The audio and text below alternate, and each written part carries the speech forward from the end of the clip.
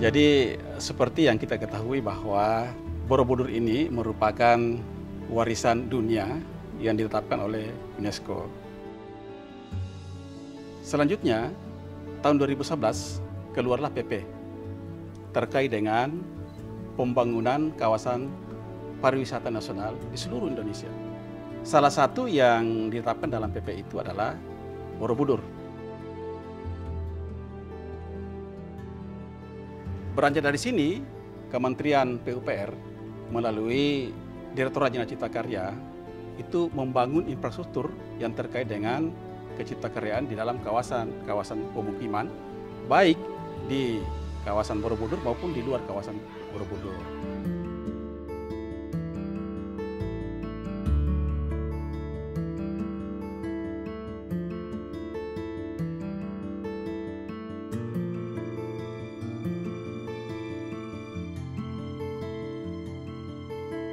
Direktorat Cipta Karya mengembangkan 10 desa pendukung karena 10 desa ini betul-betul ada di sekeliling Candi Borobudur ya, sebagai point centernya.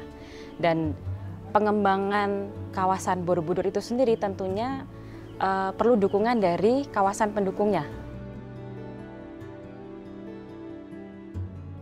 Kita bicara wilayah, kita tidak bisa bicara hanya kawasan-kawasan tertentu saja. Tapi secara holistik, kita menangani semua wilayah. Program kami di sini terdiri dari 10 desa. Kita di sini bikin jalan, terutama untuk jalan akses ke Balkondes dan wisata-wisata sekitar Candi Borobudur ini. Untuk jalannya itu ada pelebaran karena untuk existing jalannya cuma sebesar 3 meter. Nanti kita tambahkan akan menjadi 5 meter, jadi nanti untuk simpangan mobil tanpa ada hambatan. Kedua, untuk drainase. Kalau drainase, kita sebagai penunjang jalan, jadi nanti jalan tetap awet. Ketiga, untuk ikonnya yaitu kebun buah dan jembatan.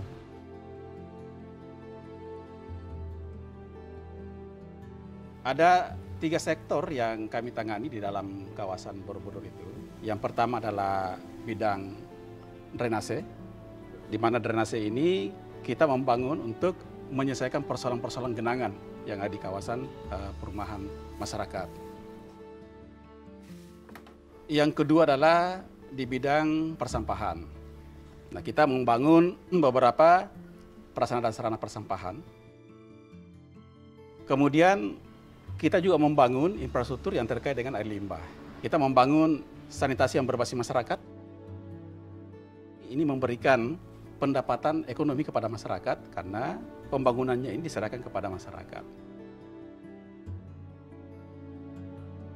Program pengadaan pelayanan air bersih yang dilaksanakan oleh Satker Spam Strategis, kita menyiapkan jalur pelayanan dari hulu ke hilir, yaitu brown capturing yang berasal dari hulu, di mana kita akan mengalirkan air bersih sebesar 35 liter per detik yang difungsikan untuk melayani kebutuhan air bersih untuk 10 desa penunjang. Pipa kita sepanjang 32 km itu untuk melayani 10 desa tersebut, termasuk dengan pelayanan sambungan rumah sebanyak 95 buah, tapi kita utamakan untuk kawasan yang memiliki fasum-fasos ramai. Dan kita ketahui kalau di 10 desa ini bukan hanya rumah-rumah penduduk ya, karena di sini ada kawasan penunjang yaitu perhotelan, pertokoan, dan mungkin tempat-tempat industri kecil yang memang betul-betul membutuhkan pelayanan air bersih.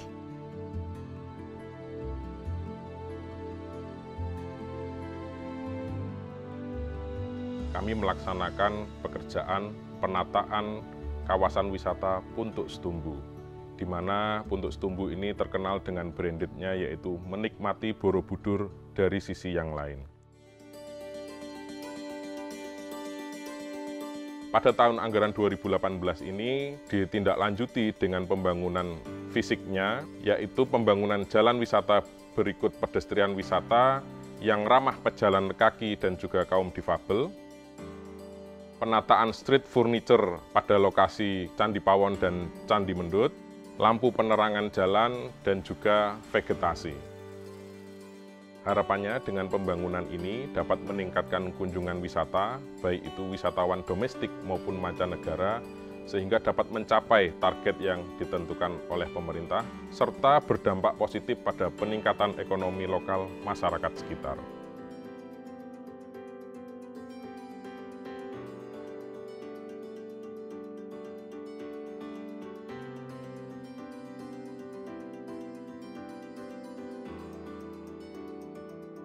Dengan semakin mudahnya jalan, semakin bagusnya jalan, itu berpengaruh besar pada kami. Efek yang kami rasakan adalah bisa masuknya akses-akses besar ke kami, karena dengan kualitas dan kapasitas jalan yang besar, itu jelas sangat berpengaruh, apalagi buat pelaku wisata seperti kami. Cukup meningkat, cukup luar biasa ya, terutama kebersihan, kerapian. Fasilitas lain ya semuanya bagus, menarik. Dan kebetulan sekarang kan jalannya lebih mudah ya, lebih bagus sekarang jalannya di aspal. Karena kita melewati beberapa tempat yang cukup bagus ya, terutama tempat-tempat persawahan ya, perkampungan. Ya, waktu dulu belum ada saluran gini, air kemana-mana, nggak ada saluran. Sekarang alhamdulillah ada saluran yang bagus. Warga di Borobudur semuanya senang sekali karena ada bangunan yang seperti itu, apalagi sekarang ada bangunan yang jembatan megah mewah itu seperti itu. Dulunya memang jembatan belum ada, itu cuma sabrang, itu nyebrang kali setiap harinya. Kalau hujan tidak bisa pergi kemana-mana, itu alhamdulillah. Sekarang sudah istilahnya sudah merasa senang. Di Sungai Katol itu agak nikung, jadi memang itu banyak kecelakaan. Mungkin dengan adanya pelebaran, insya Allah nanti akan berkurang kecelakaan itu. Nah, sekarang dari pemerintah sendiri sudah mengupayakan jalan untuk bisa bagus. Harapan kami ya desa-desa itu harus bersih sehingga para pengunjung itu merasakan nyaman. Harapan lainnya nanti kalau akses jalur sudah jadi semuanya, itu yang namanya Balkondes Balai Ekonomi Desa itu memang dibikin desa wisata yang internasional. Mudah-mudahan ya umpamanya ini ya mudah cari rezeki, manfaat bisa untuk saya nanti. Nanti akan jadi rame, dengan adanya jalan itu rame, insya Allah masyarakat akan menikmati keramaian yang ada di situ. Kehadiran dari Kementerian PUPR melalui Direktorat Jenderal Cipta Karya ini melalui proyek pengembangan lingkungan, penyihatan lingkungan, penyediaan air bersih, termasuk juga dengan penataan lingkungan di Borobudur ini sangat membantu percepatan perkembangan pariwisata, terutama desa wisata yang ada di Borobudur ini. Kami ucapkan terima kasih yang tiada terhingga kepada Bapak Menteri PUPR dan Bapak Direktur Jenderal Cipta Karya. Mudah-mudahan ini akan semakin memacu dan memicu semangat dan motivasi kami dari masyarakat Borobudur untuk terus gumregah, untuk terus semangat membangun kawasan pariwisata dunia di Borobudur ini.